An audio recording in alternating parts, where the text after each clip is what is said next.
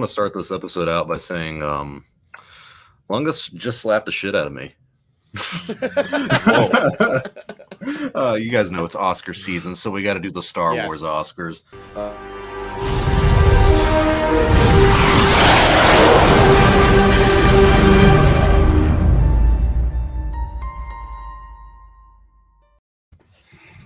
Welcome back to Chatooine, everyone. I'm your host, Star Wars Only, joined with Darth, Daddy Lunga, and Goldman. We're back to the old crew yet again. I know we were 2 weeks, but Palpamemes was also gone whenever the what happened that he really wanted to talk about. Was it Kenobi? Was that the last time we did a show? Yeah, it was when it's been 3 weeks. It's when the Kenobi trailer. It's when the Kenobi trailer came out, and he couldn't. He's been gone. Come on. Dang, poor Palpamemes. He's holding out for a raise. I respect it.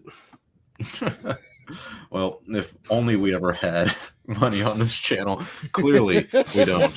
You can't even run things from my end of the fucking world. But if you guys are new here on Chatooine, we always have technical difficulties, but we talk about news, topics, debate, and simply chat about Star Wars. Follow us on Spotify. Leave us a 5-star review if you guys are listening to the podcast on there. And if you guys are watching the stream, leave a like, leave a comment, engage with us in the live chat. Today, because maybe it's a personal feeling, I feel like there's not much going on in the world of Star Wars. But you know what? Nope. I mean, before we get into like the topics, because today we do want to go over the Star Wars Oscars, which was this thing on Twitter hosted by the Star Wars Twitter account, Star Wars Stuff, I think is what it's called. They're pretty popular. I really like them.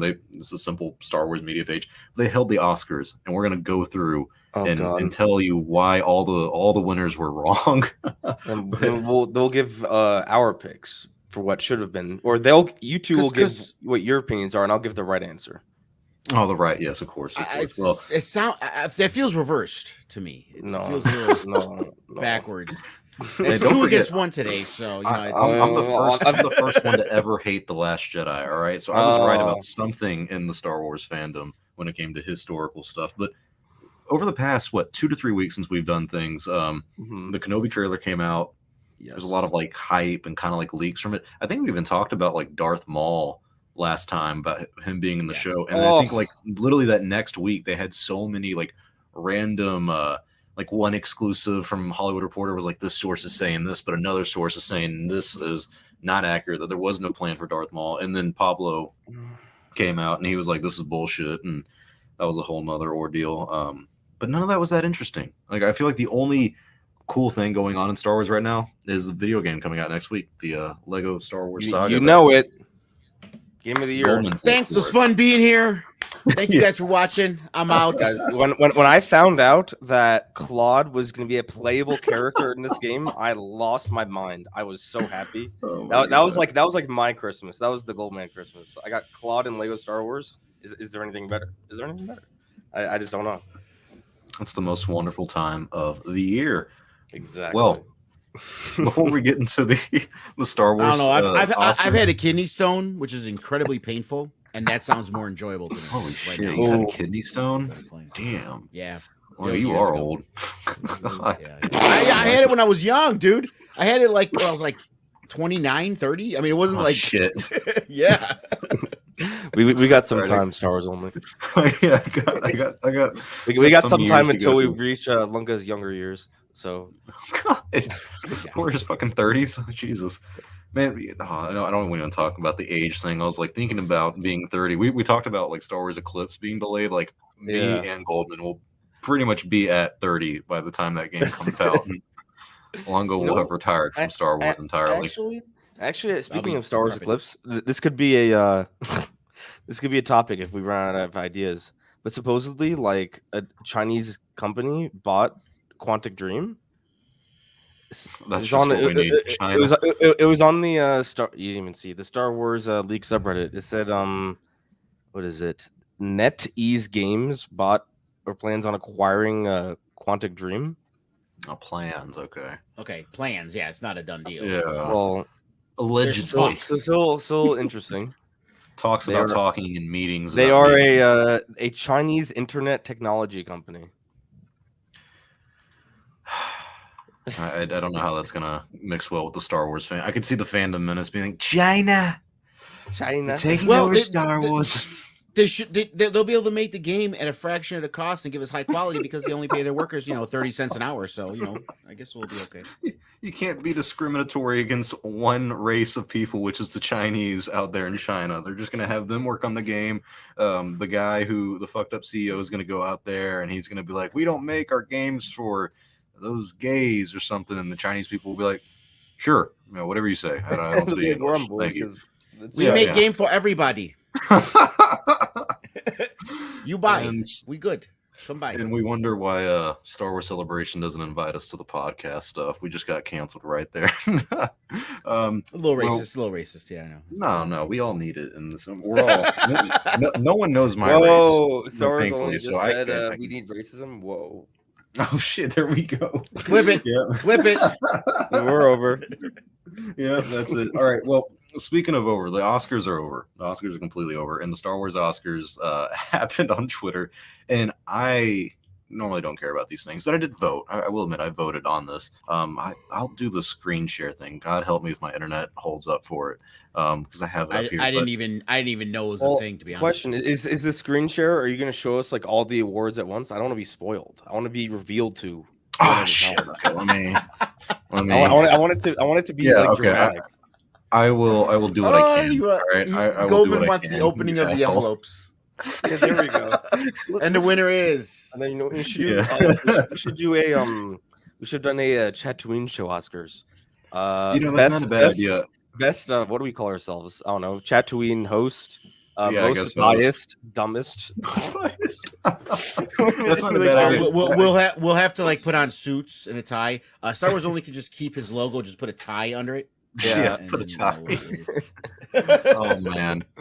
Okay, well we can go through these beautiful. God, how do they do that? I've never actually sat down and watched the Oscars, but the Oscar nominations, like the categories are best film, or I guess it's best Star Wars film. First, Star Wars there's like a different actor that goes up and tell a joke, do something. Yeah, they'll preach, and then here are the nominees for best blank.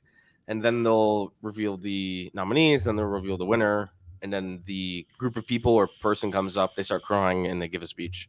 And if we're lucky, someone will get slapped. So, right hand of God, if I had the George Lucas money of the world, I would pay to host the Star Wars Oscars. I'd get the CGI sets and I'd have Jar Jar as the presenter, and he's like, Misa to propose, and then has the big fucking shit in the background. It would not work, but I think I'd want Boston Ass to be the host.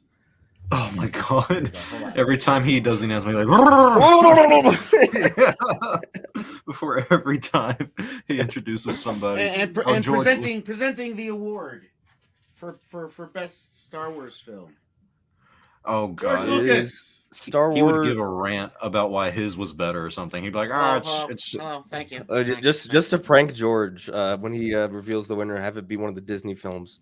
You're like, what the fuck is shit? When I first made Star Wars, over 40 years ago, I never dreamed it would grow to the immense size that it is now, and all the amazing things that have happened. And all the fuck ups that have happened since I sold it, and all the wonderful things that's happened too. I like what Exalt said in the chat. Except it should be Palpamemes, where it's Lunga roasts Ray, and then Palpamemes keep my wife's name out your mouth, out your fucking mouth. Exactly. Yeah. I could see that would actually work. That would be amazing. Well, the categories clearly are best Star Wars film, best Star Wars director, best Star Wars TV series, best Star Wars actor, best Star Wars actress, best scene in Star Wars, best performance in Star Wars, best lightsaber duel, best droid, best cinematography, best planet, best friendship, best romance, best score, best villain, and best Jedi. I dislike how they say villain, but they don't put Sith, or they put best Jedi, but they don't put best hero. I feel like you can change that up a little bit. But anywho, I will say I unfortunately do not have the list of what was in the poll, because it was Google. It was a Google form, so I couldn't I didn't think to screenshot it ahead of time or something. Someone has it on the side over here, which this is the best romance category. Which I'm sorry if this can't be our first topic. Ben Solo and Ray, love to see it. Where's there we go. I'd vote for Lando and L3. That's what I'd vote for. Oh, get the fuck out of it! That wasn't even real. That wasn't even real. Why? All right. She said I it didn't works. see. Put it back up. I didn't see all of them. You didn't see all Goldman the, and all Cloud the on there? romance ones. Yeah. You went pretty quick there. I Okay, didn't know you guys half needed of a- these are garbage right off. The That's what I'm saying. Is like how many if you P- think about the best romance in Star Wars, like half of the you don't think of Beckett and Val. Like who the fuck? No. Like, Val died like It- 20 minutes into the movie. Rose I know. Tico and Finn. Like who? Like why would you even put this as an option? That's not a romance. No, That's awkward. it was a fan romance, just like Poe and Finn. Yeah, Rose was fanning out for Finn. That's what it was. She was the simp. Poe Dameron and Zori Bliss, they had like 10 minutes together, and he gave her like the little "you want to do it" eyes at the end of Rise of Skywalker. Funny, but And they talked about their hookups, from years past. That's basically what. yeah, great relationship. One night stands for the next 10 fucking years. Poe Dameron and Finn. I mean, that's a bold one. Yeah. I mean, it's Well, cute. It's funny. I like it. But what one did what's the order that we're gonna do this? Like, I'm just gonna go. Okay. So I guess spoiler alert for fucking Goldman over here. I'm gonna scroll up to possibly look at these. Okay, so voting is closed. Results time. Well, here, so we can when we go up, we can go up in order, and it'll go through like best droid and everything. But yes, let's give ours. Let's see. Okay. Give our best and runner up. So we're gonna start top left down and then top right down once we're done with the left side.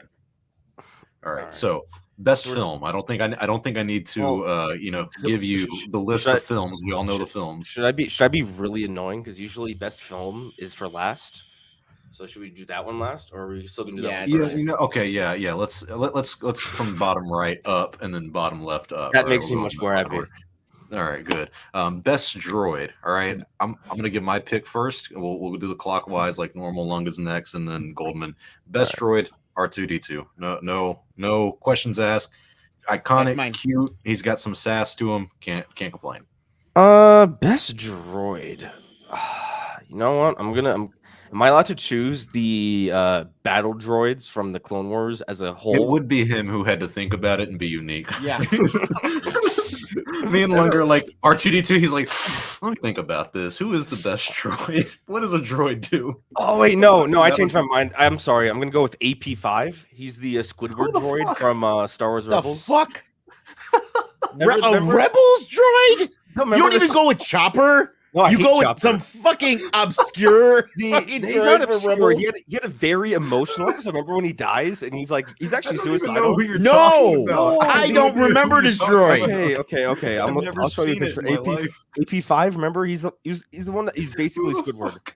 AP5 Star Wars. How many episodes was he in? Was he in one episode? Lunga, this was the one who was tripping balls when he was out in space, floating by himself. He was like, "I see the."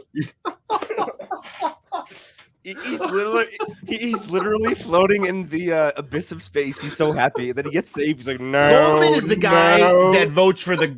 You're the guy that votes for the green candidate every election. Oh my god, that's what you are. He's actually. He's like, I'm not wasting my vote. Gary Johnson's got a chance. This guy is actually the best droid. All right. Yeah, remember when he was floating in space with the space bird? Oh my god. No. Oh yes, he's my vote. AP5. No. Okay. No. Okay. No. Let's was move he? on Was to he? something?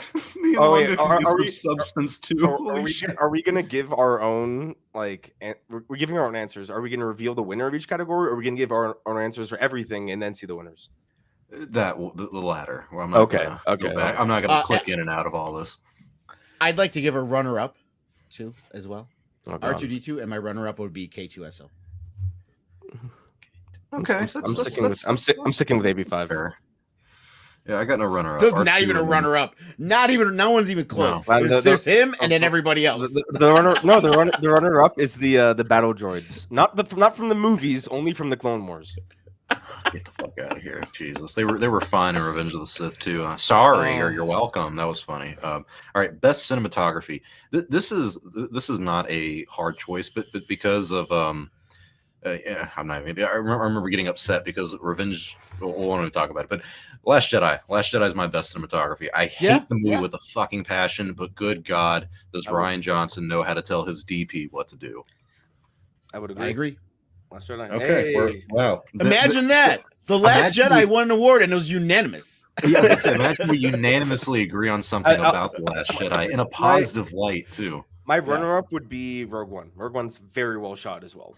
Yeah, it is. You know what? That's surprising. I'm not gonna say that's surprising. I never think of Rogue One as a great movie with cinematography because it is. Like, it absolutely is, and it honestly is number 2, top 3. For me, when I think of like the next best film for cinematography, I really do think of Empire Strikes Back, and I think a lot of it is because like when you look at the original films, Lucas wasn't a big fan of like master shots, but Irving Kirschner was, and I feel like that alone kind of separated Empire. But anyways, best cinematography, I think we all agree is The Last Jedi. Best planet, they gave a certain list of planets. I'm gonna have a hard time remembering any of them. There's so many. There's so many, and I mean, when you think of like the best, it's like, what do you use to quantify it? Like, where do you want to live, or what's your favorite? So I just went off of like what my favorite would be, and for me, almost all of my life, I have thought of Coruscant because I thought like the best opportunity for me to either get off planet or live a life, be close to the Jedi, even kind of be close to the Sith, just kind of be where everything's at. Coruscant seems to be the center of the galaxy, so that's my pick. The one I thought that was I always enjoyed watching. We've seen it a few times, honestly, and it never got any real love. And it was a main planet. It was Yavin 4. Yavin 4. Wow, interesting pick. Best planet. Like, this is a tough one because I don't know. Best planet. If I had to live somewhere, I don't know. Part of me would want to live somewhere that's like unique that you couldn't go to on Earth. But realistically, maybe Naboo. I think Naboo's very pretty. So yeah, Naboo and Alderaan are like the peaceful ones that I think you could probably. I mean, chill. hey, Naboo was so like romantic that even Anakin was able to hook up with Padme. So I'll go with Naboo. Reminds you of the Tuscan countryside. No, the Tuscan country, the frolicking in the fields. Yes. Well, whatever that pig house. It was that. Yeah, whatever the fuck that was. And he like falls over and fakes a. My runner-up is Kashyyyk, but only in the holiday special. Oh, Jesus. You and your fucking runner-ups with these Kashyyyk, all right? I get it. You like Wookiees. Got a good relationship. Lunga brought up runner-ups, not me. I'm just piggybacking off that. All right. Well, considering Goldman's friendships with these Wookiees, what was Yoda say? He's like a good relationship I have with the Wookiees. What is the best friendship in Star Wars? I think just immediately off the bat, it is Han Solo and Chewbacca. Like, I think a lot of people would pick like Anakin and Obi-Wan, which baffles me because they hate each other pretty much throughout the entire movies. Like I don't think they've said a good word about each other through most of those movies. But Han and Chewbacca, yeah, and then he says, "I hate you" right after. So good dynamic right there. I'm going Han and Chewbacca. Classic. They literally can read each other's minds, and they have like that unspoken language with each other. Absolutely love it. I mean. And there's the loyalty. The loyalty between those two is tremendous. And like, I know, the whole thing is, Chewie, was with him because of life debt, right? He paid that life debt back 100 times over. Well, you don't even think of it like that either, Like when you see them on screen, you don't think of it like, Chewie owes him something. And it's, the joke is like Chewbacca being Han's dog, but I mean, Chewie has a conscience. He speaks. He has his own personality. Like they understand each other on such a fundamental level that there's like a shorthand between them that only comes from a lifetime of experience together. But I think that's the point too. Like by the time we get to Star Wars, the life debt, like I said, has been paid over 100 times over probably at that point. He's there because they're friends and they're loyal and they care about each other. Yeah. And even after life debt, he stayed because that's his buddy. Is that your pick too, Lunga? Best friendship? Yeah, that's mine as well. Han and Chewie. Yeah. I'll be unoriginal. I'll go Han and Chewbacca as well. But a close second would have to be Jar Jar and Boss Nass. I think they have a great friendship as well. So that is not a friendship. No. You don't remember when Boss Nass promoted Jar Jar to general and Jar Jar passed out? That was a real bonding moment. I also remember at the beginning of the movie after he banished Jar Jar him. Executed. He was banished, dude. It's called character development. Does Claude have a best friend? Oh yes, what's his Oh, name? I know. Here we go. That's Claude and Goldman. No, There you Claude. go. And, That's the best. if we're gonna go in canon, it's Claude and Beaumont Kin. He was the guy that was played by Mary from Lord of the Rings. Remember they hug at the end of the movie? Ah, No, that's that'd be that's number the most 3. relationships we've seen him have. So that's unfortunate for Claude, but we know he has Goldman always. Best romance. All right, now this is where things can get, I guess you can say, touchy. I have a in way. question. I have an answer. Like when I saw the one list of entries you gave for whichever one it was. It was I think the best it was this romance. one. Matter of fact, it was best romance. Yeah. It was mostly movies and TV shows and animated. Are we including like EU? Are we including books? I would say no. Characters that we I would say haven't no. seen in. I guess not. You can use one. You can use one as an honorable mention, and if you really think it like there's a romance in the expanded universe that is so top notch it beats like any other number one, then go ahead at it. But mine is simple. Well, yeah. Damn, Han Solo again. Han and Leia. Like you talk about like it is. Nope. The sequels ruined it.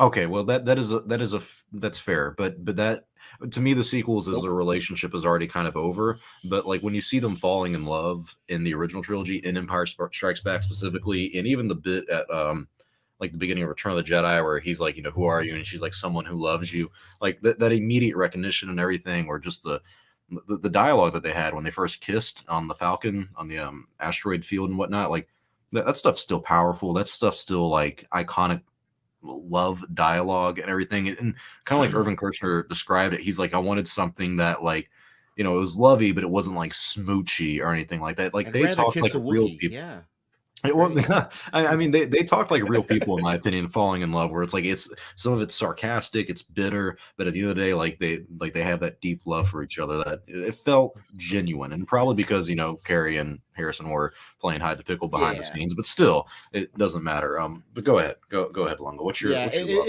Unfortunately, it got ruined for me. It really did. It sucks to suck. The fact that they grew apart and that love that we saw in the original one, which is so great, could easily fall apart that way. Now I get it. Oh, realistically, that happens. Sure, great. But the ones that happen, so you don't call them the great romances of all time. You don't. If you want to talk about what's greatest romance is the ones that last, man. They gotta last. If they don't last, how can it be that anymore? It got ruined for me. If the sequels already happened, I would say yeah, but it didn't. So if I had to add one, you said one that was great, that wasn't it? Luke and Mara Jade. They tried to kill each other, but okay. Well, she tried to kill him. So my pick's gonna be Kanan and Hera from Rebels. I could go with that one too. That's a good one. That is a good one. Or we could do the Rancor and the shirtless guy. That was a pretty intense romance. That's a deep one. You don't cry like that unless you love something. That was that hit hard. All right. So we're all on differing romance picks pretty much, but yes, best score. This is going to be hard because there's so many Star Wars scores, and truthfully, being the fucking big fan that I am, people are going to hate me for this because you get shit for not knowing every Star Wars score ever or anything and everything about Star Wars. I don't know the names of a lot of them. I think I voted for Duel of the Fates, the battle between Darth Maul, Qui-Gon, and Obi-Wan. That one really, to me, captures Star Wars. That's I hear that anytime, and like it does get the blood boiling. There's the iconic Imperial March and everything stuff that's good, but Duel of Fates for me. Yeah, for best score, it's Duel of the Fates. It's tremendous. Close second, real close second to me is it's called the Force. Is it called the Force theme, right? Luke's theme, the slow one. I think so. Probably, yeah. There's that's maybe the Force. Maybe it's the main. Maybe it's the main title. I don't know. Well, no, the main title is that's the main title. No, yeah, the slow. The one you hear like the beginning of everything that's Star Wars, pretty much. I think it's called the Force theme. That's almost tied. But Duel of the Fates is so exciting. It's so dramatic and the chanting and the quiet. It's just Well, You what know, I like it's about Duel of Fates is that it's like some of the like the one with Luke or even like even Leia's or some even Rey. Like I like Rey's theme. They're good for like 30 seconds to like a minute of it. Like it has like a main sequence in it that you're like, this is great. And then the rest is just kind of fine or maybe a little bit forgettable or just kind of continues on. Like the ending song to every Star Wars movie whenever it ends is like and then like kind of slows down. It's great. But Duel of Fates the entire time I'm engaged. What about you, Goldman? What's your favorite? So I have two that are very close. If I had to pick one, it would be the Force theme. I like my favorite Star Wars themes. When I said best score, I thought it meant like the best movie with the best score, but I guess it means just best individual theme. So it'd either have to be the Force theme or Across the Stars. That's Anakin and Padme's theme. I love that track from Attack of the Clones. That is a very good. So That's like that is like a good love song for Star Wars. Probably the best one that they have. yeah, so if I had to pick one, it would be the Force theme. Yeah, because that is what it's called, Long of the Force theme. So, if we did get to like the specific movie that has the best score, because I think that does make the choice harder. Which think I'd pick movie would you Empire. guys pick? I think I'd pick Empire. Empire. Okay, Empire. I'm gonna throw a twist here. Revenge of the Sith. Wow. I like the Plagueis. It has like some of like the Padme and Anakin stuff in there, and I mean it kind of has a mix of everything, but also like the final duel between Anakin and Obi-Wan that adds to it. Just there's a lot of excitement. Like General Grievous or Grievous, his chase. When Obi-Wan chases Grievous down like the ramp thing, like the theme to that, awesome as well. So I would go Revenge of the Sith for my favorite score out of everything. Best villain. This is a I feel slam dunk. Listen, Star it's Wars. a slam one dunk, thing but it I feel like has, there's two picks. Like some people are gonna pick Palpatine for sure. I feel like Vader is like the safest choice. Mm-hmm. Palpatine's like he orchestrated everything. I mean, some people may even I know it'd be a low pick. I think some people could even argue that like maybe Thrawn is a better villain. I don't see it, but I think there would be people who argue that. There's so many. I mean, yeah, there's great villains. Even new stuff. Moff Gideon. Esposito's Moff Gideon is fucking great. Kylo Ren. Oh come on, we said villains. Yeah. Is Kylo Ren not a villain? He is a main antagonist. He can be a main antagonist and not like necessarily be the villain. He does some fucked up The only shit. thing he had to his resume was supposedly killing all the students, which he didn't do. See, we for find me, out later. Best villain. So that's literally all he had. Well, anyways, he Kylo Ren to blowing up the planets because that wasn't him really. Well, so is your criteria for best villain like what who's accomplished the most?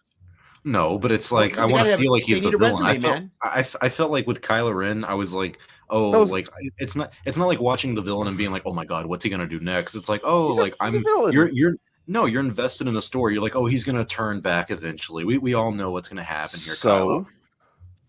I'm just saying that to me. He's not my pick, by the way, but he's probably. I know he's not. He'd probably be my second pick if I had to. Oh, second. Okay, interesting. So my first pick? Vader. Vader. Yeah. Wait, fuck! I missed yours long ago. You said Vader as well. I think I'm going with Vader, yeah. I'm going with Palpatine. Man, that guy carries a fucking scene. I do. I love the planning to it. I love the behind the scenes work that he does. I love how he manipulates this 9-year-old child. Like this man is committed. He's like, I'm going to. Oh Jesus! Honey, don't mention that with the Oscars. All right, it's not something we're allowed to hear. Now here's the thing: is Drake in the audience? You're also drawing a lot of history though from EU. If you think about just the movies, yes, he was in basically more movies than anyone. If you think about it, however. Mm-hmm. It starts with him as a senator becoming the emperor, and then the emperor, and then a little bit of him in the sequels. The early stuff, which is really the intriguing stuff, isn't in any of the movies. That's a good point. And plus, like, if we go off of like what the emperor really does, like as evil, you have Revenge of the Sith, a little bit of Empire, Return of the Jedi, and Rise of Skywalker. All those scenes combined, to me, are some of the most powerful scenes in Star Wars, which makes him probably the better villain. But I guess I'll concede. Yeah, best villain would be Darth Vader at the end, because even with him, the second he walks into that frame in A New Hope, you know immediately this guy is like the big baddie, and he's the most iconic villain of all time. Like, there's no doubt about it. I got to push back on this one comment from Michael Gonzalez. He goes, Palpatine was corny in the prequels. Listen, we know what the prequels are, right? Even though we have love for certain parts, we're not blind to what the prequels were. However, I would argue Emperor Palpatine in the original trilogy was actually more corny than Senator Palpatine in the prequels.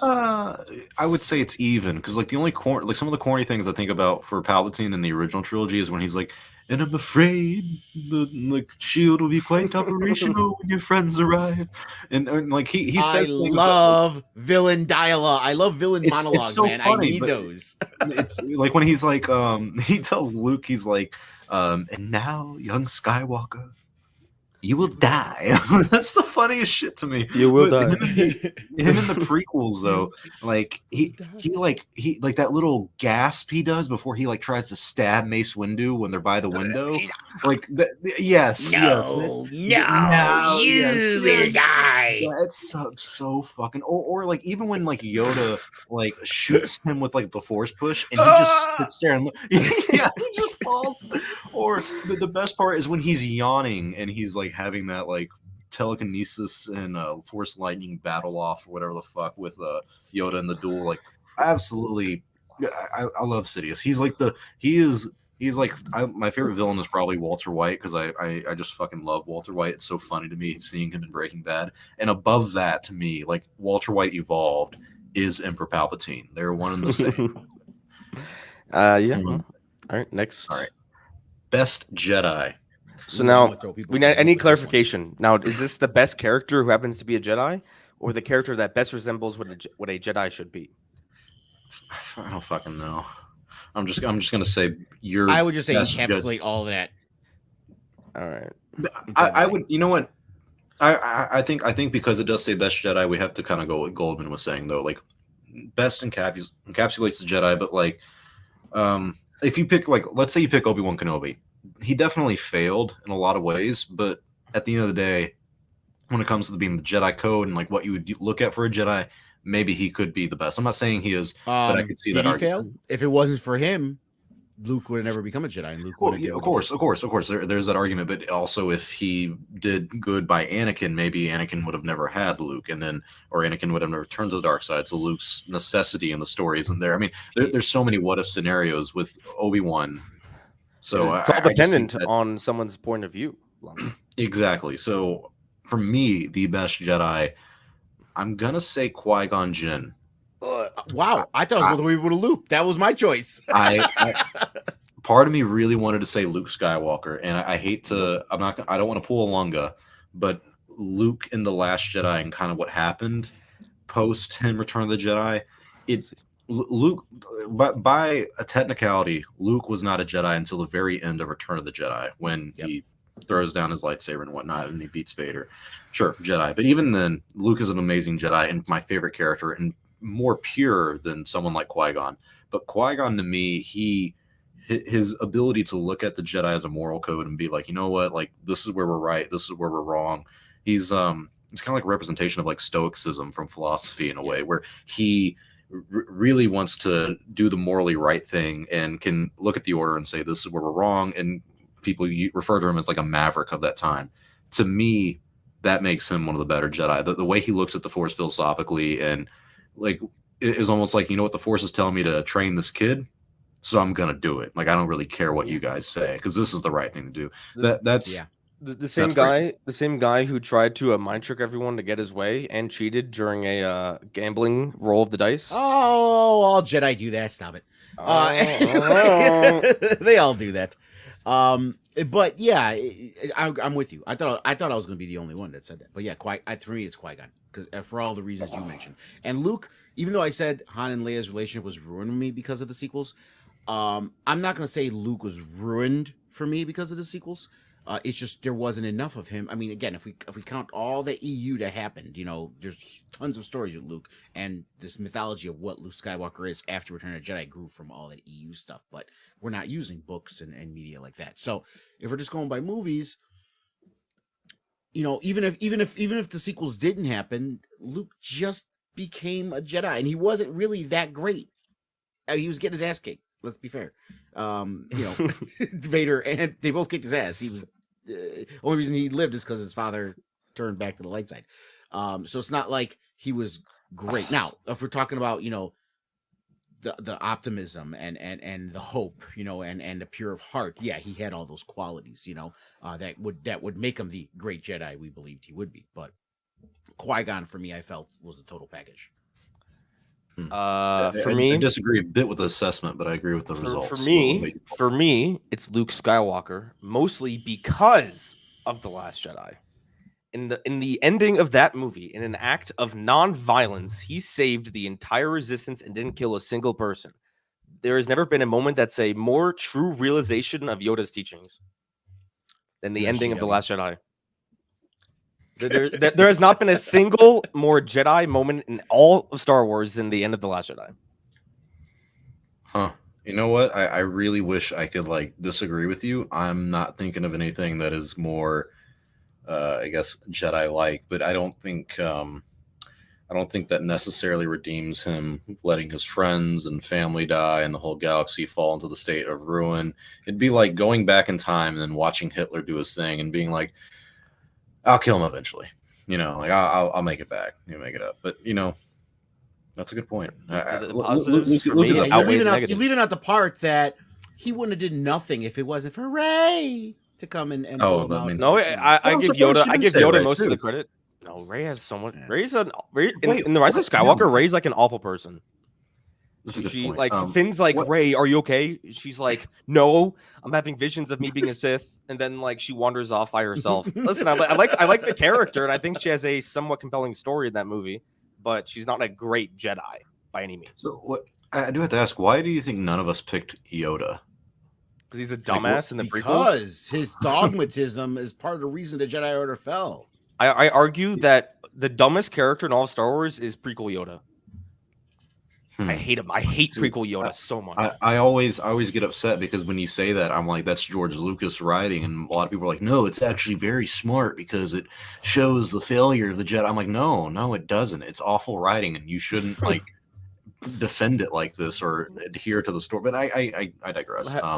So running through our right side, it can be looked at two different points, right? Because Yoda was the purest representation of the dogmatism of the Jedi Order, right? He was that, but at the same time, he was the dude who kept saying, "Yeah, should we train this kid?" And was like, "Nah, let's do it." And I'm telling you, should we train this kid?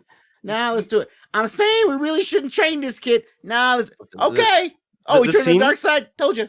The scene that instantly. Qui-Gon, I guess I have to. No, he didn't promise Qui-Gon. Only Obi-Wan promised Qui-Gon. But anyway, I'm saying that's why he did it. That's why he was like, "Oh, sure, whatever." The one scene that disqualifies Yoda is in Revenge of the Sith when Anakin's like, "I'm having nightmares about people I love dying. What should I do?" And Yoda's just like, "Get the fuck over it. That's not what a Jedi should do." He literally says that. He's like, "You little bitch." He says, "Warn them." He says, "Mourn them, do not miss them, do not miss them, do not." He basically says, "Deal with it." He says, "Let go of everything you fear to lose." And Anakin's like, "Jesus fucking Christ, you know how hard that's what turned Anakin to the dark side." He's like, "Shit, these people are awful." He's basically know you amount of people I have lost. Bitch boy, 900-year-olds.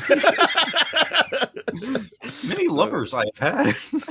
God, so yes, watch them die. I did it. Poor guy. Maybe if the prequels didn't exist, you could say Yoda, but no. Oh my god. All right. So running through the right side, best droid, me, Lunga say R2D2. Goldman is saying the one from AP5. AP5. Best cinematography unanimously, Last Jedi. Best planet, I picked Coruscant. Lunga, you picked Yavin 4, yes. Yeah. And then Goldman picked Naboo. And then we have best friendship. I think, did we all agree on Han and Chewie? I said Han and Chewie. Okay. Yeah, Goldman was kind of wavering, but he's like, Han.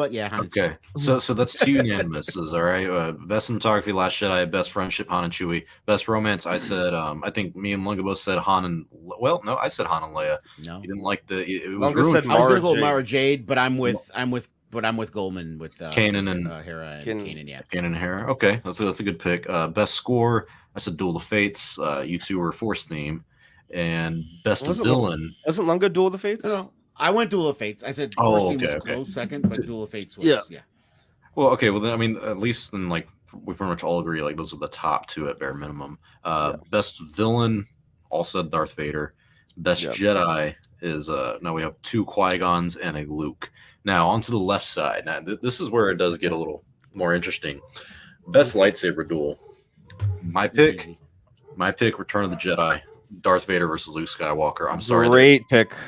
I don't care what it is. I don't care how good the choreography is and the Phantom Menace. I don't care about the 14 fucking hour fight between Anakin and Obi-Wan at the end of Revenge of the Sith. No, nothing beats me. Nothing beats the emotion to me. Nothing beats me off like fucking Return of the Jedi. No, dude, that ending, man. The operatics, it is the one scene George Lucas says that still gives him chills when he watches Star Wars. Agreed. That's my pick. You just can't do it. So, Longa, tell us why we're wrong, and then tell us all why you're wrong. I'll tell you guys why Lunga's wrong. Okay. The Jedi's lightsaber scene with Luke and Vader was great because there was a lot of emotion in it, right? And the music was raising it up, and you feel the emotion of what was happening there. But we are talking about a duel, right? We're not talking about everything that's around it and all the emotion. We're talking about a duel, right? What was the best fight that is Anakin and Obi-Wan in Revenge of the Sith? Oh, sorry, you that fight is that one. As far as an actual just the lightsaber dueling. The choreography of it and you know and how the movements went and how it looked, fight scene was the best one. It was worse than the Duel of Fates one. No, it wasn't. Even Obi-Wan and Darth. Yes, it was. This triggered some people. I made a video where I was ranking the lightsaber fights, and I Duel of the Fates like relatively low. I think it is so overrated.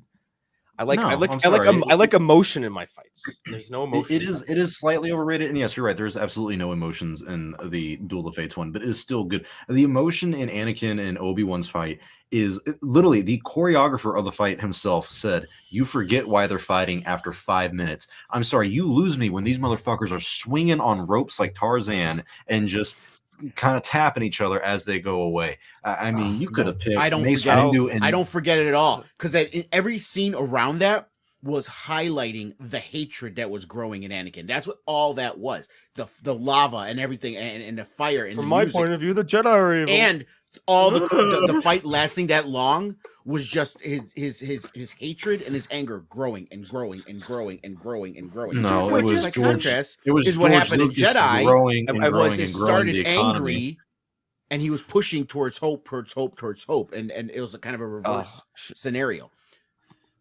But we're talking about the duel, the choreography, man. Come on, the choreography. When I think of duel, I think of everything. A duel is not just the clickety clack of lightsabers. You need some substance to it. You need something that like makes you. But the word is duel. If the worst part of the scene is the clickety clack part and everything else is good, where are we? There's a scene. They're swinging the lightsabers inches from each other's face for like a whole fucking minute and being like, "Oh, I'm not hitting you. You're not hitting me." Again, I'm not saying it's bad in Return of the Jedi. It's great. It's a great scene. I love it. It's wonderful. It's not bad. But if I really wanted the most exciting duel was. You know what I should have done? If I really wanted to spark like outrage, I should have said Luke versus Kylo in The Last Jedi. Jesus Christ. God. me and Longo would have been like, we said duel. The lightsabers. And then I'd be like, that's a funny alternate history. I should have went that route, but it's too late. Yeah. I'm not lying. So we have wait, Goldman. What did you say yours was? Oh, the Return of the Jedi one. Okay. Luke versus Vader. Glad we're agreeing. All right, glad we agree. So 2-1 on that one. Best performance. I'm very curious. I'm surprised this is hard for you guys. I'm torn between two. There's no debate in my mind. Mark Hamill, The Last Jedi. You tell like I cannot think of another actor or performance in the films that has. This isn't like an Oscar-worthy performance, but even what adds to it to me a little bit, and maybe this is cheating, is the behind the scenes stuff of him being like, I fundamentally do not understand and disagree with this character, and he still gave that performance. I hate the character in The Last Jedi. I hate what they did to his character, but I cannot act like I didn't believe all of what was happening because of Mark Hamill's performance. I didn't So think that's my his number performance one. that great in it. He felt flat to me, to be honest with you. What an It was. Interesting. I had the opposite feeling. To me, it felt like I don't want to be here. That's what it felt like to me. I feel like that was the intention though, because I thought that was the character. Like when he threw the thing over the cliff, I was like, this Even is when he was giving her the dice, okay, when he was at his moment of triumph and I'm here to help, I felt flat to me.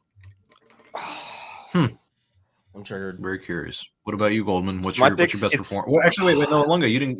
You said you don't like it, but what is your best performance then? Who's Yeah, number gonna be a one? Hayden skip Christensen over version. Lunga show. I understand. Skip over bad takes. I honestly, if we're looking at the 11 movies, I would have to say the best performance for me is Hamill in Jedi. Okay. Last Jedi. Yeah, Return of the Jedi.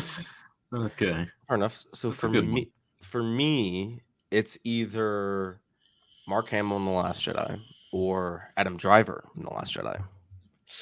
I think Wow. I will go with Mark Hamill. Can I flip this desk? I don't know if I can. You can do No, whatever the it's fuck you against want. the wall. I can't flip it. It's against the wall. You don't like Adam Driver's performance? I mean, I don't think it's the best out of all the Star I'm Wars more stuff. perturbed but, that like, you and Goldman are agreeing that Hamill's performance in The Last Jedi is yeah, I'm- the I'm greatest s- performance I'm- of all the movies. you know what? I I will feel like give Star you Wars this has one been guy. known for great acting. Okay, so it's not like a I mean, very yeah. high bar. Yeah, it just didn't happen in The Last Jedi. I'm almost surprised none of us even picked Ewan for like Revenge of the Sith, but I think it's because I've seen Ewan in like Moulin Rouge and other movies where I'm like, oh, he just shine. Like you can tell he was held back so much in the prequels. Like there's so much more that he could give. The only performance in the prequels I would say was like actually really good would probably be Palpatine in Revenge of the Sith. Like I don't think of Obi-Wan in the prequels as a great performance. I mean, he wasn't a bad actor, but I don't think of a great performance. It was a Yeah. good performance. I just felt though his character was very limited in scope. He had to be on this blind, focus on one way of doing things, and that's where he was at. So he felt very limited, and it was like very repetitive. You know what I'm saying? It's Yeah. just like he was like repeating a lot of the same things over and over again. So it's not that his performance per se was bad; it's that the character he was playing was very limiting to where his performance couldn't, Like- shine. Like a character like Anakin is a character that could wield a best performance. It just didn't. If we had the right actor It's like Boy. but the character like Obi-Wan and the right director. the character like Obi-Wan does not warrant a best performance because there's no scenes in that movie that are really that demanding from an actor's perspective. The one scene, and I don't think this is Ewan's fault, I think this is 100% George's fault, was when Obi-Wan finds out that Anakin turned to the dark side. I hate that scene with the burning passion because he looks at the hologram, he sees Anakin killing a Jedi. He's like, it can't be. I can't watch anymore. And he's like, send me to kill the Emperor. I will not kill Anakin. And that's like the whole scene. I hate that scene. Yeah. This is Yeah. like A Obi-Wan lot finding out. of the bad reactions in the prequels, it's solely on George. He does not Agreed. know how to direct emotional scenes. No. All right. Well, the next one will be best actor. Well, all right. So, wait, no, Best- we did performance, right? Best scene. best So, okay. So best scene. What did I say for best Ooh, performance? man. I said Luke. Best Last perf- Jedi. Or Yeah, Mark you said Hamill. Luke Last Jedi. I said Luke Last Jedi, and then Lunga said Luke in Return of the Jedi. So we all have At least Mark Luke, Hamill got Jedi. our awards. Mark Hamill is apparently the best actor in Star Wars. So best scene. I got one easily. This I hurts me already know because mine. I almost want to go back to Return of the Jedi and that lightsaber duel, but I don't know if I could specifically say that is the best scene in Star Wars. I think the best scene is the I am your father reveal. I think that is Good pick. like when you look back, plot twist in history, the emotion behind it, the building up to that like moment where it's like, I mean that is such an iconic scene to look back on that everyone knows it, and it also changes everything that we knew about Star Wars at that time. Of like, wow, like your dad is the most evil man in the galaxy. I think that's the best scene in terms of the shock value and the emotion that can bring, the way it was acted, the way it was done. I'm trying to think of another scene that I'm like, that's better than this. I'm going to tell you. Maybe, I got one. maybe I'll give you maybe my close second, if not almost the equal to this, and it's Luke staring out at the twin suns. That's a close one, but that's a shot. I'm not going to call. I'm not sure if I can give that like a whole scene kind of thing. All right. But Lunga, what's your pick? what? Yeah. No, for me is at the end, near the end of Jedi, when Luke does that line where he says, "No, I'm a Jedi like my father before me." That whole scene was so emotional, and it brought full circle everything that had happened, and his whole journey, and what he was trying to do with his father, and his father right there, and looking at his hand and his father's hand. It was that whole scene to me encapsulates Star Wars and what it means, and the character of Luke Skywalker and everything involved around it. That scene is tops for me. Lunga with a great take. I don't know if this is technically two scenes, but I'm going to say it's one.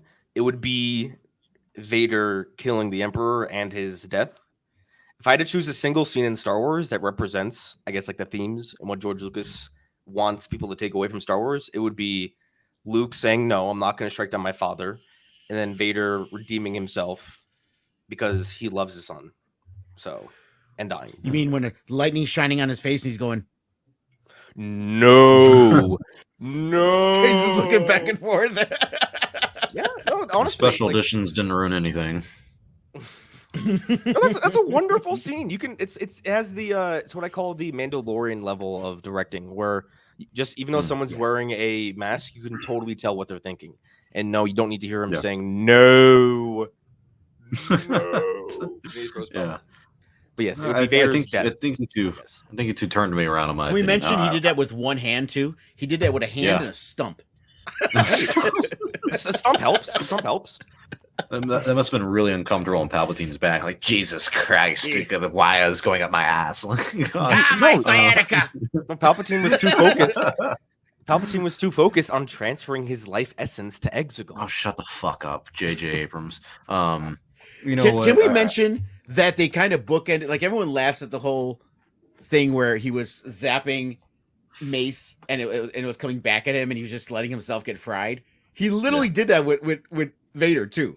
Like, he could have like force jumped or force lifted himself off. He could have wiggled a little bit, shocking him. It's not a Star Wars trilogy if Palpatine doesn't electrocute himself. Yeah, pretty much. Like, couldn't he have just force lifted off of him? Like, he was just holding him. Like, he didn't have like a death grip on him. If he was just pressing him. If Return of the Jedi came out today, and like that's how Palpatine died, just by like getting picked up like that, where he stays like this too, like. Yeah, he just looks really funny, and then he gets thrown off. Like, that would be pretty bad, but we forgive it because the scene's so great. That's a good point. I think you guys would have turned me around. I feel like it's disingenuous to change my opinion, but I think you guys have the right take, and I have the wrong on that one. So, best actress, me bar none, Natalie Portman. To have such a bad fucking script and all that shit, I think she. I'm fucking with you guys. This is not let it. No, fuck. She's awful. I thought I was in Crazy Land. You got me. I'm like, where did I just go to Bizarro World? I'm like, what happened here? No. Oh god. He loves Luke as the best performance in The Last Jedi, and now it's fucking Natalie Portman. No. I'm in fucking Bizarro World. No, it's really Gina Carano as Carrie. Shut up. Give the actual answer that we know you're gonna give. I'm kidding. We the know Queen of Star Wars. No, I would say, of course, Carrie Fisher as Leia. She definitely brings. I don't know. It's like gentle to watch her in these movies. Like, there is something about her where it's like she's not like a simple like princess, but like, for the time of people like nowadays being like women representation and like strong female characters, she has stood the test of time of not being like this fragile princess character that you have to go rescue. Right. It's like, no, you can kick the door down, but she's going to be the one to shoot her way out of it. Best female actress in Star Wars, and it's almost sad that it's been over 40 years since that movie came out, and there has not been a single female performance or character that I think that has done better than that. Like Ahsoka is up there. Well, I do think that's an unfortunate case, especially with Jyn Erso was pretty good. Jyn Erso was pretty good. No, she wasn't. Yeah, she was. Yeah, she was. She did a good job. I didn't. Yes, she No, was. that was such a. To say there She's not hasn't even been wrong. one, you're wrong. She's not saying she's better than Carrie Fisher, but No, yeah, I we mean, got you a can good like her. performance out of her. I'm just saying, I did not like her acting in that. The whole like, this is a rebellion. I rebel. Like That was not even in the movie. Just admit you hate I don't get British it. accents. That's what I it don't- I is. don't You hate dislike British British accents in accents. Star Wars. There's a guy at my judo club who his name's fucking Mark. Guy kicks my ass every Wednesday night, and he has a British accent, and I fucking love him. I think it's great. But I'm not one of these simple Americans. I didn't who hit you thinks too like a hard British- there, chap, did I? I didn't Yeah, hit you pretty too hard, much. did I, chap? Well, I'll tell you. Remind me off air a fucking joke he told me, and it's because the British humor is so dry. I thought he was serious when he said this, and it sent me in tears. But okay, Longo, best female actress. Yeah, Carrie Fisher, hands down. And this is one of the things I can say. The sequels didn't ruin her for me, and she was one of the shining parts for me in the sequels. Not counting Return of Skywalker because it was just rotoscoped old footage, but you know, in Force Awakens and stuff, she, you know, did a lot for me, and even in the Force Awakens. Sorry, not Rise of Skywalker, Last Jedi, but in Force Awakens, I thought she did really good, and I still felt the same character that was from the original trilogy, just older. You know what I mean? So her acting and the way the way she played this character through all those movies was just spectacular, and no actress has been able to hold a candle to anything. Hot take. I actually thought she did not act that well in The Force Awakens, but that is I was my about hot to take. say. But I don't think it's a Goldman, hot I take. want to hear. I remember I'm watching glad The you Force agree. Awakens for the first time. I was like, Carrie Fisher is not giving her best performance. She did much better than The Last Jedi, but Yes. in The Force Awakens, I don't think so. But Mark Hamill did a great performance, sucking fucking Yeah, six titty milk, absolutely. right? Get out Yes. of Yes. here! Stop! Stop with this insanity. 100%. 100%. I don't know. Maybe this is a hot take. Maybe because this actress had a more demanding role. I'm gonna go with Daisy Ridley. Oh God!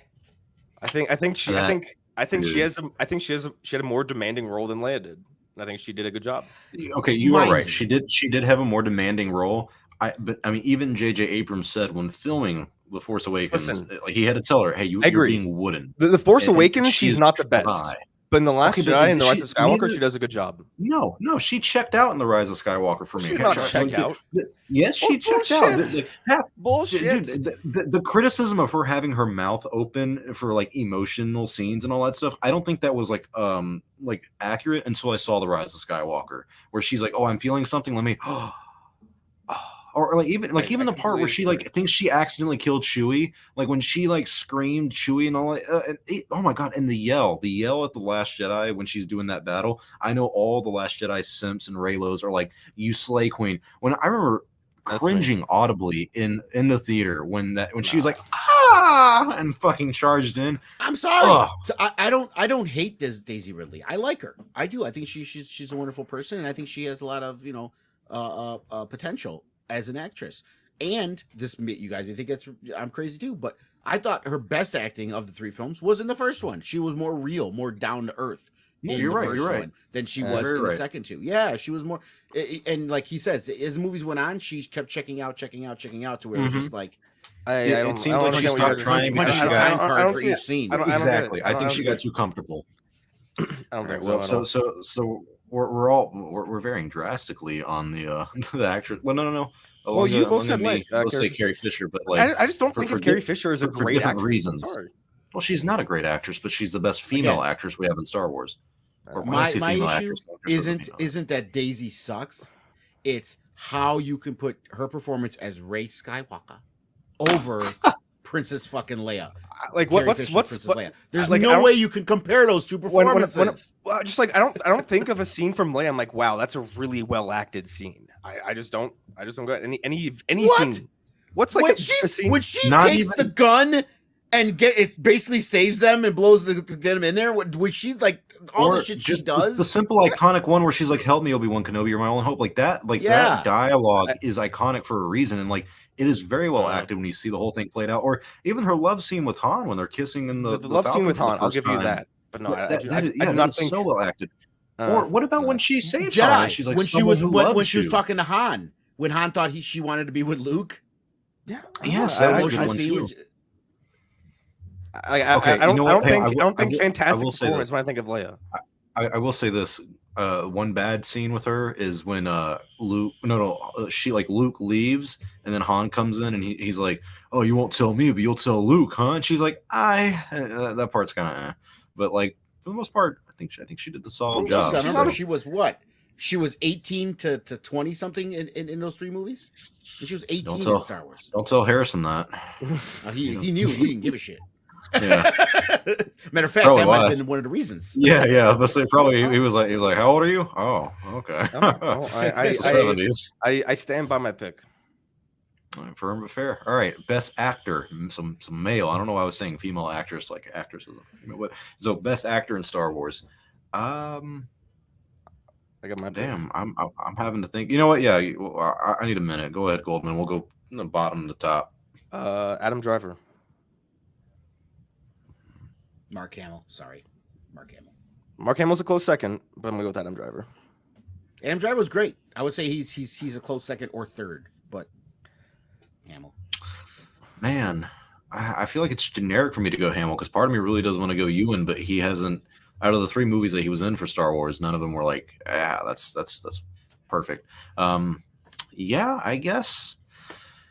Actually, I think I might throw a bit of a curveball, but maybe I can't. I was gonna say Pedro Pascal, but I was like, you know what? A lot of those Mandalorian scenes are filmed without him. That kind of draws me back a little bit. But I mean, even the scenes that he's in, if I really wanted to be a bit of a prick, I would put Bill Burr. that scene with him in the Rick Famuyiwa episode at the end of season 2. Oh, yeah, that. Oh my god. You know, it's an underrated pick. I would put up there.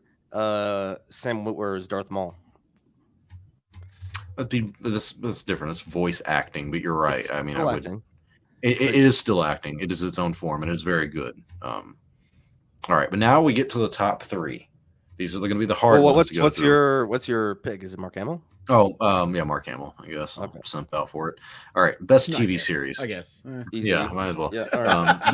Best TV series. This is an easy pick for me. It is The Mandalorian. I have not seen anything that is more quintessential Star Wars since the original films pretty much came out. I mean, I wasn't alive for it, but I mean, they represent that to me more than anything else. And I got more emotion out of the Mandalorian season 2 finale than I got out of any of the Star Wars movies that I've seen in the past 20 years. So that easy pick for me, Mandalorian. Perfect.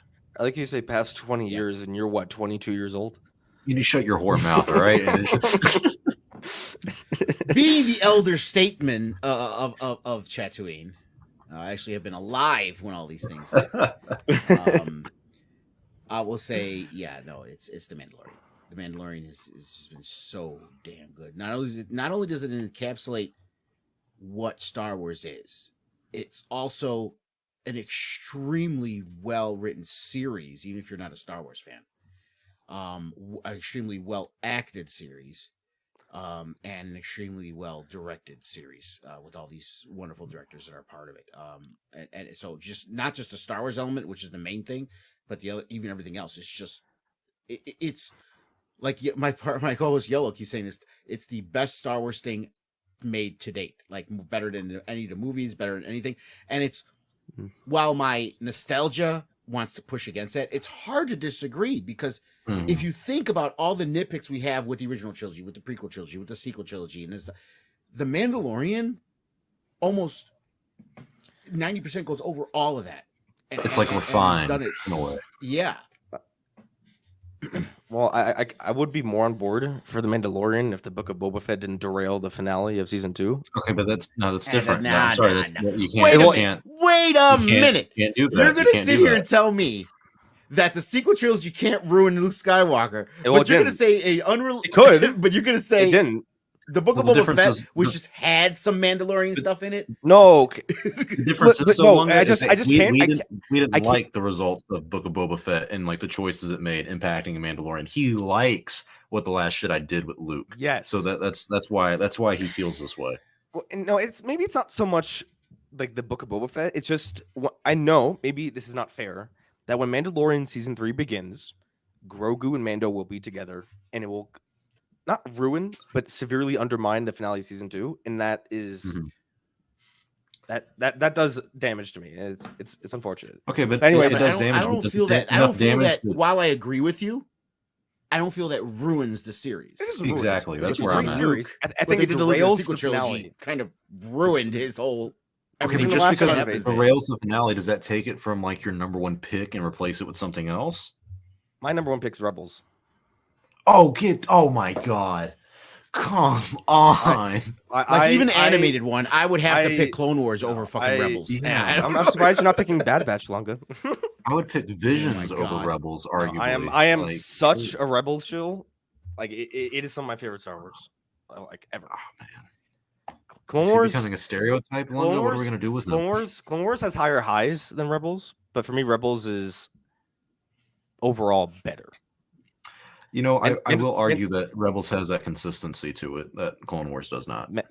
Mando's a very close second, and then Clone Wars is third, and then there's like a gigantic drop off between Bad Batch and Boba Fett. But I'm going Rebels. Honestly, if the Book of Boba Fett didn't happen, I think Mando might be number one. Oh, that's not. I don't think that's fair, but I understand. I don't think that's fair. It's just right. the ending of the Mandalorian season 2. I thought was top 5 best scenes in all of Star Wars. I can't say that anymore. No, I think you can still say it, and I it can. just You can. But we know. Yeah. Okay.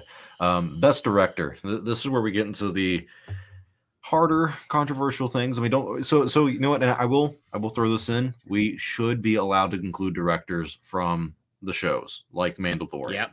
So we're factoring that in as well, and That's why this is so hard. That does make it hard because I have two people who are clashing, and one of them is Because like just in one show, you have like 3 or 4 contenders. Yes. But Robert this Rodriguez thing is- easily. Oh man, that made You got my jokes. hands You got tremble. jokes. Yeah, I think that's funny. You got jokes. I got jokes. Yeah. The new fucking Joker in the Batman movie over here. No, I'm going with. I feel like this is going to be a stereotype on my part. Irving Kirschner. I mean, that guy really captured the feel and the look of Star Wars. He made it. What I really like about Empire Strikes Back compared to A New Hope in terms of the directing style is A New Hope really does make you feel like you're in a galaxy far, far away. But Empire Strikes Back takes you to other planets and still makes you feel that way. Like it still expands it in such a fine way, and the emotion, the love scenes, like a lot of the decision making, something as simple as Han saying "I know" instead of "I love you too." Those were choices made by the director Irving Kirschner, and that's why I think bar none he is the best director. If I had to pick another one, I would probably put Jon Favreau up there, just because of the entire role that he has captured as the showrunner for The Mandalorian, but also the one episode he did direct at the beginning of Mandalorian season 2, when the frame expanded, and that entire episode itself was very well directed. So I can't say that John is my number 2. I think Rick Famuyiwa would probably end up being that pick, but Irving Kirschner is my number 1, almost hands down. For Longo? Yeah. Okay. So Irving Kirschner definitely gets honorable mentions, because I will say this: if it wasn't for him, Star Wars would not have been Star Wars. That it probably, if it would have been left up to George, it probably would have died after Empire. Maybe gotten a Jedi, but it probably wouldn't have been as great as it would. So I would say that we definitely owe him a gratitude for giving us arguably the best Star Wars movie ever made, and making the franchise what it is. However, I am tied when it comes to Mandalorian. They have such talent on there with directors and such vision, and I am seriously tied between, I would say, Bryce Dallas Howard, and Deborah Chow, and Fumiyawa also is kind of thrown in there. Favreau too, but he's more on the writing end, I would say, to me, more than directing. So I would say it's like Deborah Chow and Bryce Dallas Howard, almost neck and neck, and Rick like right on hot on her tails. See, for me, I have 2, and after that, there's a huge drop off. Number 1, I would have to say, is Irving Kirschner. I agree. Oh. I think Empire is a wonderfully directed film. Has the best performances of the original trilogy, and that has to do with directing. So yeah, I would go with Irving Kirschner as number one. And I want to throw. I was so close to saying my boy RJ, but he's gonna Rick be number James? two. I didn't know Rick James. He's gonna be number two. Rick James, bitch. Cocaine's a hell of a drug. But no, I will go with Irving Kirschner as best director. Jesus, I don't think Goldman has ever said anything that has made me smile so fucking hard. I'm not. Listen, I like The Last Jedi, but I know you do, but I like I'm the sequels. Just, like, the original trilogy is my Star Wars. The sequels. If you made the argument to me that Ryan Johnson is a better director than Irving Kirschner, I wouldn't say you're wrong. Like I don't think I could objectively be like, you know what, you're just wrong. Like he did Empire, he did like. I literally watched the Fly episode of Breaking Bad today. I mean, Ryan Johnson is a really great director. I disagree with a lot of his decisions story-wise, but an amazing director. Yeah, but Irvin, here's well, the other thing, too, we got to take in consideration. Let's think about this. Other than Empire, I mean, Irving Kirschner's done a lot of shit, right? But it's not like it was anything spectacular. Yeah. You know what I mean? It's this whole list, we're under the assumption we're just looking at these people's work. Yes, Star Wars. Just Star Wars. Just Star Wars. Best actress would probably go to Natalie Portman then if we're talking about all the work, but we're not talking about Natalie Portman. We're talking about Padme. So no, we wouldn't say Natalie Portman. Yeah. So yeah, I would say Irving Kirschner. Again, what I'm saying is I'm not saying I'm looking at all their other work, but I'm looking at what they bring to it. And that's why someone like Bryce Dallas Howard and Chow and Fumi Howard, I think, bring more to this. They bring more vision to it. Kirschner almost felt like, okay, George, you're gonna fuck this up, so let me just help you out here. That's what it felt like to me. You know, what I mean? Maybe. And again, not taking away what he did to Star Wars, because he made the greatest Star Wars movie ever of all the movies, it hands down. I just see much more with these other directors in longevity and. I don't think I could pick any of the Mandalorian directors. I don't know. The Mandalorian's a great show. It's well directed, but I don't think of the Mandalorian as something that's like, wow, this is amazing directing. I just don't see it. Like I think that the Irving Kirschner with Empire, and to a slightly lesser extent Ryan Johnson with The Last Jedi, is an overall better directing job than what the Mandalorian's done. Even though you hated what happened in Book of Boba Fett, that Bryce Dallas Howard thing with Mandalorian coming that one shot, that one long shot. Yes, took my breath one away. Of the took my greatest directed it's well directed episodes or anything of anything Star Wars I'd ever seen. It was so fucking good. And she did 2 other episodes, and I thought those 2 other episodes were fine. Yeah. That's the problem with her, is that like the other episodes are like, for me, Rick Family was consistently like, I love your directing and I think you're amazing. But anyways, the last category, and I think this is going to be the easiest one for us all, because Lunga literally just said his pick. Best film, bar none, Empire Strikes Back. Lunga, Empire Strikes Back. Goldman, Empire Strikes Back. And we have a unanimous decision by knockout. Although Empire Strikes Back. If I was actually voting, I'd vote for The Last Jedi, just so it gets. I know you fucking. I know you fucking. You got to play the game because you're a troll. That's why. I'm not a troll. I want some Last Jedi love for the Oscars. So yes, I would be biased. Yeah, at the expense of Empire Strikes Back, though. Come on. At the expense of my integrity and honor, yes. All right. Let's get to the results by the people. So actually, we'll go through like the results, and then it has like the top 3. Before you, okay, we see best Droid and best planet, but before I want to guess what I think most people said before you show them. Oh Jesus Christ! It'll go quick. Let me go quick. Well, I saw. Okay, best Droid is R2. We'll do it one at a time. So before we do best planet, I'll just say, I think it was this, and then you'll show. Is that fair?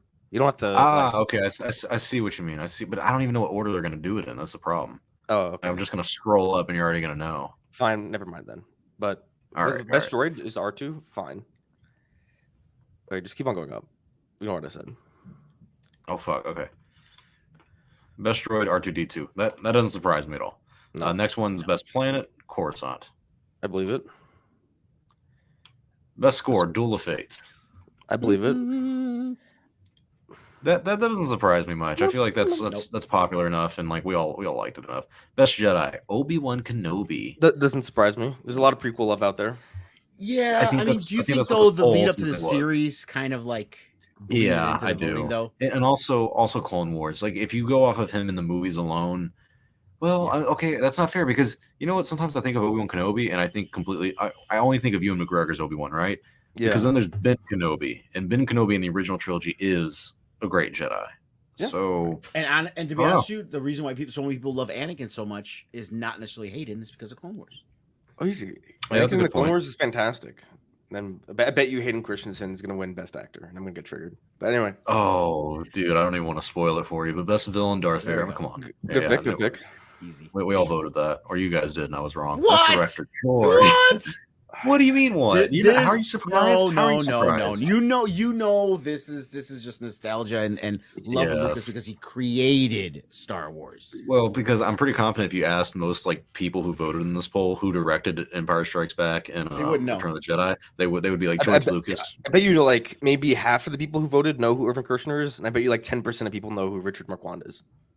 Oh God, yeah. Someone unfortunately put in the chat about like best director, and they were like honorable mention Richard Marquand, and I was like, I don't know about that one. No, but George Lucas basically shadow directed Return of the Jedi, so yeah, isn't that like a thing?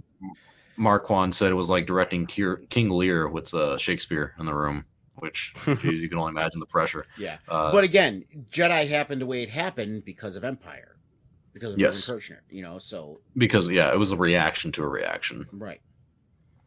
Best romance is Han and Leia. I think good pick. That was expected. Best friendship, Han and Chewbacca. I think we all picked that, right? Yeah. Well, I think one of us picked something different. I can't remember. Oh no, we were all unanimous on that, and we were all unanimous on that and the film, and then I am vindicated. Yes, prequel love again by the prequel shills out there. Yeah, I'm not a prequel lover though. I'm an original trilogy guy. I know. You're justified. All right, but this upsets me a little bit. This show, come on, Clone Wars, man. Yeah, but there's a lot of childhoods wrapped up in that though. I mean, you're talking to two people who are 22 and 23 years old. Doesn't even have to be 22. There's people in their 30s that were watching that. Well, not only that, like the Clone Wars captures so much, and it goes on for so long. Like, there's so like Mortis is probably one of my favorite Star Wars stories in the entire. So it's like it has so many highs and lows that like the highs, especially like the ending to season 7. That was cinematic in a way. So I mean, it's not like it's a wrong pick. It's just kind of like it's almost generic, or it feels without thought. Yeah. Best actress, Carrie Fisher. There was a lot of people who were in their early 20s, mid 20s that were watching Clone Wars. It's not just I would be one of them if I was that age. So likewise.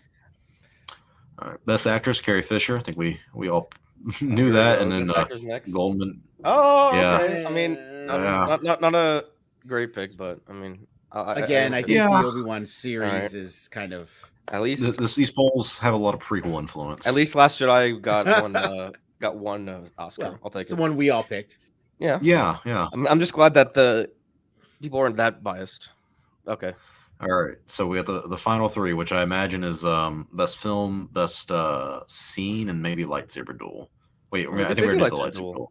Yeah. Actually, performance. Oh my God! This set me off, man. I mean, come on. This is like pathetic. This is like sympathy points. This is sympathy vote easily.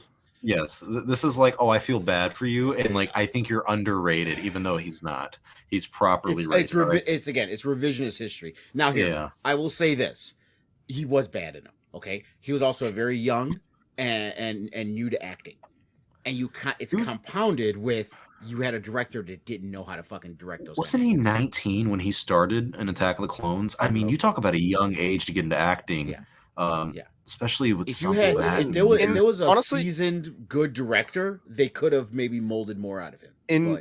In Revenge of the Sith, I honestly don't think he's awful. I think he's okay in Revenge of the Sith. He does better. He certainly does better. But in Attack of the Clones, he's bad, man. He's bad. I just can't believe they gave him best performance. It's like, did you Everyone's thinking about watch? the end of Revenge of the Sith. That's what they're going with. There's nothing in the end of Revenge of the Sith that even makes me think like this is close. Like You turned her against me. Oh yeah, you got me so fucking scared. Get out of here! You want to take it from me? Oh man! Don't make me Best kill scene. you. Oh, this is bad. Oh, I think this is so bad. The best scene is Darth Oh Vader my shit in god! the hallway. Listen, it's great. It is great. It's Easter eggy. It's nostalgia. It hits all the Triggered. buttons. But come on, it's not. There's so many better scenes than that. No, I think seeing if Revenge of the Sith is best movie, I'm gonna get so triggered. Oh, Goldman, I am so sorry. Best film. Come on! Revenge of the Sith. What did you expect? Hayden got the best. This does not make sense. Ewan got the best actor. With honestly, And, honestly, with all this prequel shilling, I'm surprised The Last Jedi got best cinematography. I'm shocked. well, because like at that point, like you were almost being disingenuous. I think if you say Last Jedi is the number one. Oh, you're Like, saying that's Revenge like of the the best Star Wars bare- movie? I think no. Yeah, I'm people so voted, stuck. figured, we got to throw a bone to make him like, yeah, we just love Star Yeah. Wars. Let's throw a We're bone. reasonable. So that way, when we God, pick and then Revenge of the Sith, we're like, hey, we picked Last Jedi for cinematography. Dude, these top three, like all three of these picks for the main ones: best film, best scene, best Listen. performance. I mean, this literally makes me not want to be a Star Wars fan sometimes. Like the fandom has turned into this. Like, wow, is this what we value? You got gatekeeper only over here. Yeah, I'm becoming a gatekeeper, and it makes me. I feel like such a piece of shit for Listen, it. and with wild. if you think about it, if this was 2010, like, and these were the results, you get people would get bullied beyond belief. So you cannot tell me that like the sequels won't be beloved in 15 years if we're getting these results now compared to what the prequels were. Depending the prequels were 10 years ago. Oh, but no, the prequels weren't that hated. So do you think do you think Palpatine will be agreeing with all this? I think he'd be okay with Revenge of the Sith being best film. I don't know. He upsets me sometimes with this fucking taste. He'll be like, I'll be honest. Sometimes I see him tweet things, and I'm like, "Fuck you." Listen, I'm sure some of my takes upset the both of you, and the two of you make me upset with your takes. This is the Chatooine show, is it not? No, but when Palpatine The says only thing that Rise upset of me Skywalker is was number one, best like, I don't- performance. Fucking Luke in The Last Jedi. That was what triggered No, me. yeah, but that's that's- the only one that triggered me. Oh my god! I don't know if any of your picks triggered me. No, No. your pick triggered me with the droid and the fucking. AP5. That's just he's objectively the best AP5. droid. He's literally Oh. he's That Squidward made in me Star laugh. Wars. That didn't even trigger me. That is a typical Goldman response. It's just like right there on par for him. So All right. So they did us the courtesy of giving us a top three of every single category. So the top three for the planets was Coruscant at 24%, Naboo at 22%. So I mean that was a solid. And then Tatooine number 3. I'm All right. surprised anybody wants to go to Tatooine like that. Tatooine, really? Yeah. Best Nostalgia. score, top 3, Duel of Fates, Binary Sunset. I think that's the one with Luke. Yeah, like walking that's- out and all that. Pretty Imperial much. March number 3. All right. These are all really good picks, yeah. Best Jedi, Obi-Wan at 40%, Luke Skywalker 17%, Ahsoka at 13%. That's The Qui-Gon didn't even get close.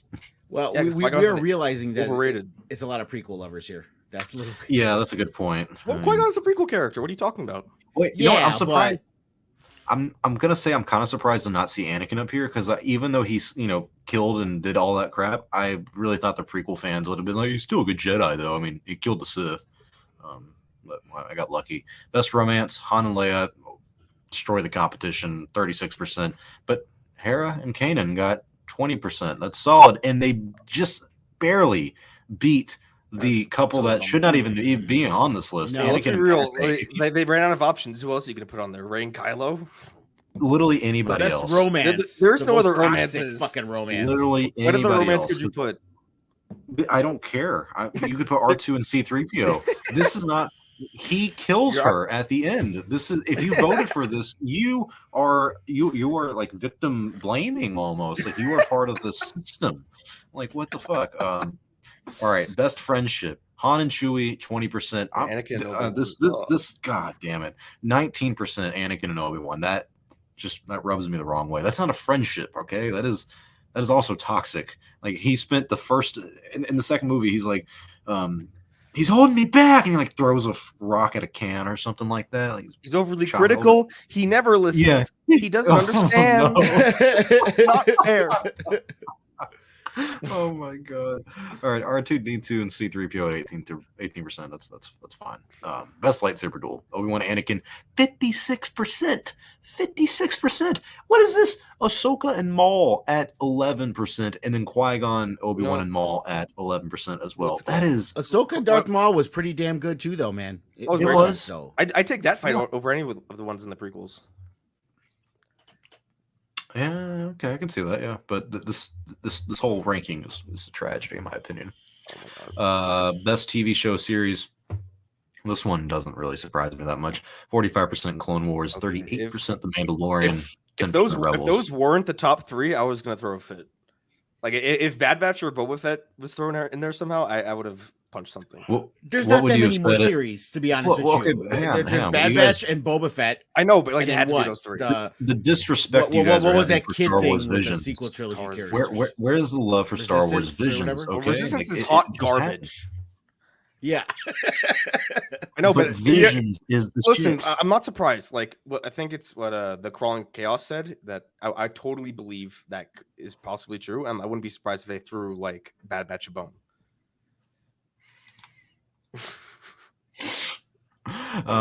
Nostalgia's huge. But what about Visions? What about Visions? Where would you put this? Here's the thing. Visions was great, but I don't think people look at it like a series because it's an anthology. Yeah. And B, there's not a lot of Star Wars fans, especially older Star Wars fans, that are like anime fans. So a lot of them probably didn't even check in for it. You know what I mean? So yeah, that's a good point. Best performance, we have Hayden at number 1 with 27% of the vote. Ewan at number 2 with 23%. Mark Hamill being thrown a bone for The Last Jedi at 10%. Fine. At least I'm happy Last Jedi got some respect. But like, wait a minute. What? It's not even Mark Hamill from the original trilogy. No, his performance from Last Jedi was fuck. Take off your glasses and realize the truth here. No. I'm gonna take a hot bath after this. Okay, I'm gonna take like about 4 or 5 ibuprofen. I'm just gonna lay down in the tub, put a rag over my head, and I'm just gonna lay there for the rest of the night. We all know that Forrest Whitaker should have won for his performance and Rogue One. Did you come here to kill me? To kill me? Oh, that's amazing. The best is what Star Wars only said. He looks at him. Bodhi Rourke breathes. Book it. Yep. I love it. All right. Best cinematography, number 1, Last Jedi at 32%. Number 2, Rogue One at 27%. And number 3, Revenge of the Sith. The prequel shouldn't even be, and it's not even shot on film, so it shouldn't even be in the running. Phantom Menace was shot on film. You know, that's a good point. It was. Most of it. The only one that wasn't, only part of it that wasn't is the lightsaber scenes. Anything that like they fight, like basically the entire Duel to Fate thing. Yeah, because of the Lucas wanted to use as much digital effects he could in that. So once he found out he could do that with at least a lightsaber fight, he was like, everything's clearer in this than the rest of the film. So now we're just going to be putting it on actual digital cameras. And then someone was like, "Oh, George, it's not film anymore." And he's like, "Well, they're not cinema, bitch." And he won. All right, best Star Wars scene, which none of these. Vader's rampage in the hallway at 18%. Execute Order 66 is 15% at number 2. How is that number 2? Like that's man. In the binary, at least it was a cool scene. It's something that people have been waiting to see for the longest time. They wanted to see it. What happened when a Jedi were destroyed? So I understand the sentiment behind it. But come on. I honestly think Order 66 is one of the most overrated scenes. Because if you don't watch the Clone Wars, in your mind, it's just like what the clones are going to turn on the Jedi and kill them all. They just decided to change their mind. You don't care about any of the Jedi either. I mean, I remember before the Clone Wars came out as a kid, I was like, you know what, this is really cool. But I remember a criticism I had. I was like, you know what, I really wish like I actually just saw these Jedi interact with like Anakin and Obi-Wan, since they're the main characters, a little bit more, to care about them a little bit more. Like seeing the librarian die in in Order 66, if it was in live action, I think you would feel a little bit different because of her interaction with Obi-Wan in Attack of the Clones. Not by much, but you at least have some establishment with her character. But we did see a lot of Jedi die in that scene. I mean, but you don't know any of them, dude. We saw Ki-Adi-Mundi, which was fine, but like all he says is like, your thoughts dwell on your mother. And what that's about the really droids it. Yes, like there's not a lot that makes you connected to these Jedi when they're passing away. That's the issue, in my opinion. On to the best film, top 3. Number 1, Revenge of the Sith at 43%. I mean, literally just blew out the competition, bar none. At least and number Empire 2, got second, for Christ's sakes. Yeah, at 27. 3, triggered. Yeah. Well, I mean, what else do you think would have been there from the Star Wars fandom? No, as much. No, as you're right. I'm not. Realistically, I should expect just the 3 original trilogy movies. Like, well, I would expect that for like. I feel like if we're going based off of like merit or something, but some of these do feel like a popularity contest at times. Oh, but maybe honestly, maybe we're getting look at the outpaced. channels. I mean, who follows Star Wars stuff? I bet you it's mostly prequel people. You know what I mean? So is that everything? That's 36,000 followers. Do I know these people? Followers, I know. All right. Anywho, yes, that is the that is the Star Wars Oscars, and it was properly reviewed and dismantled and uplifted by your host of the Chatooine show. I can't wait until I'm a bigger YouTuber, and then when I do these Oscars, I'm gonna send all my minions to vote like praise Last Jedi, just to bombard the polls.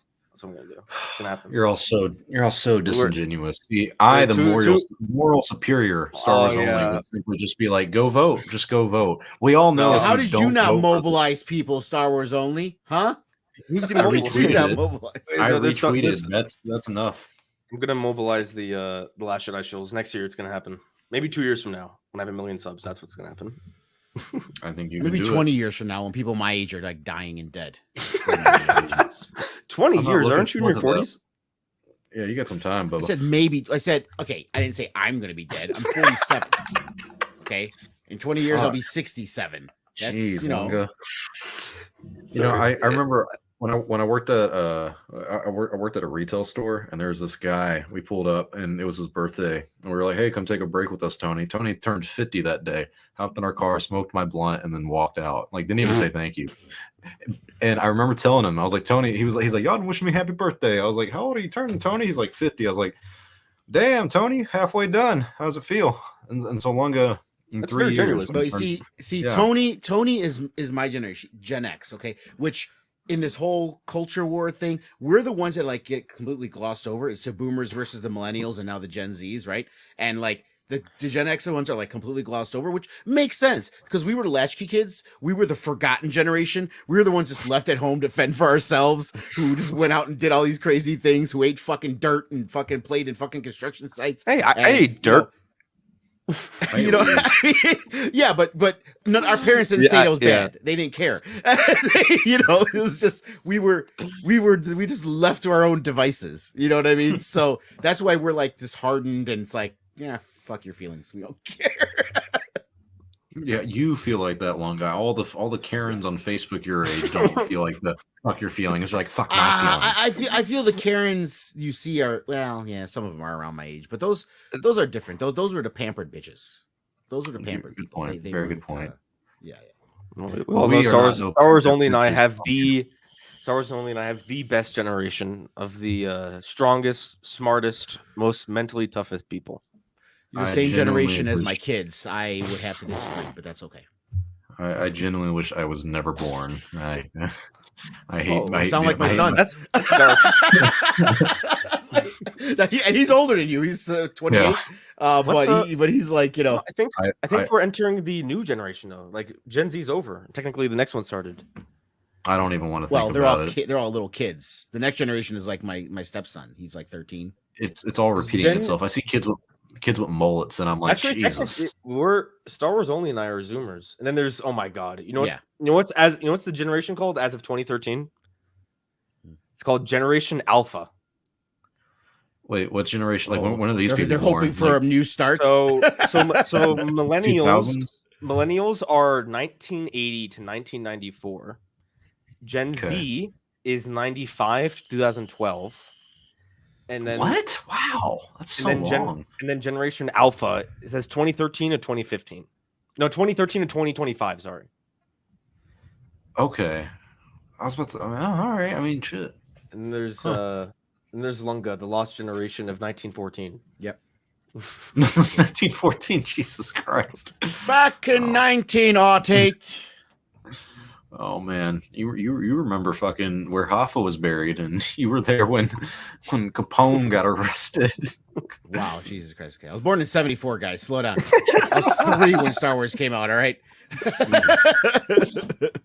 Makes me sad my mom wasn't even alive when Star Wars came out. You fucking Really? old. My mom she was born in like '78. My mom was born in 62. Your mom is younger than Marie. Marie was born in '85. Yeah.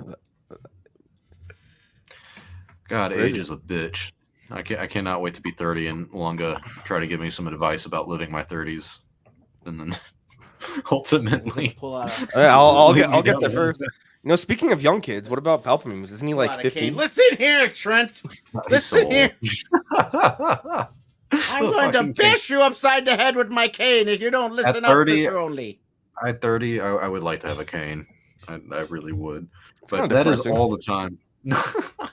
Well, I mean, I've been doing martial arts since I was 9. I'm sure my hips are going to be gone by then. And I don't know. I'd be the guy with the cane, and like the cane. I had a friend who had a cane at 40 or something, and he pressed something on it, and a sword came out. It's the coolest fucking thing in the world. Just like that. Yep. His was a little longer, but just like that. Those are technically illegal, but you never tell anybody I like about it. Scrun's highly inefficient. Yeah, What a someone- little bit. Yeah, I know, but it's a showpiece, man. What do you want? Yeah, he's not gonna walk around.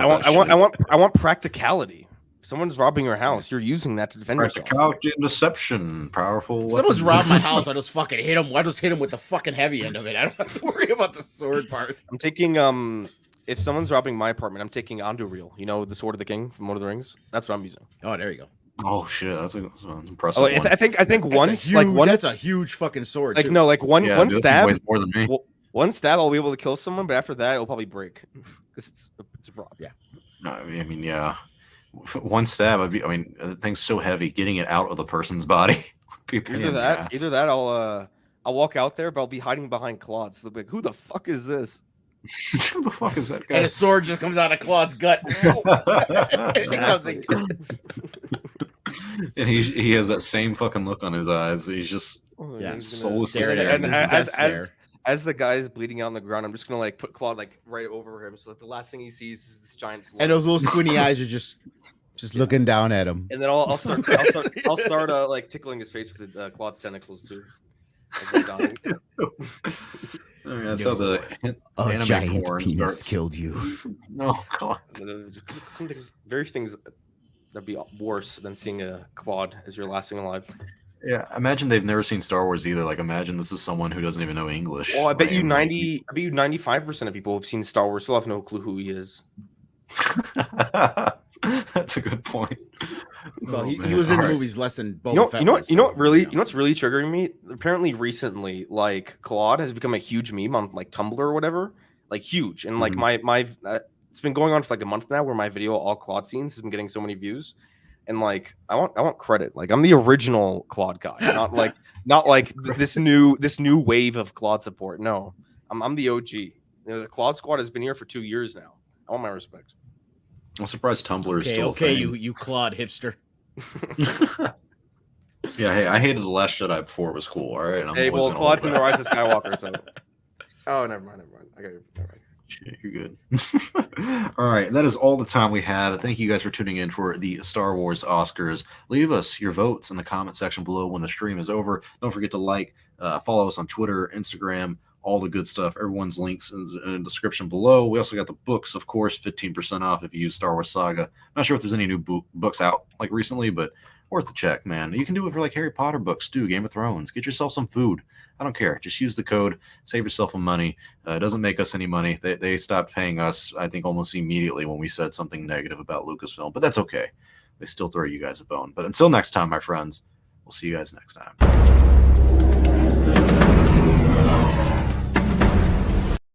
I just realized that was like the bad And the intro. broadcast. Yeah, this is And the the real broadcast. Outro.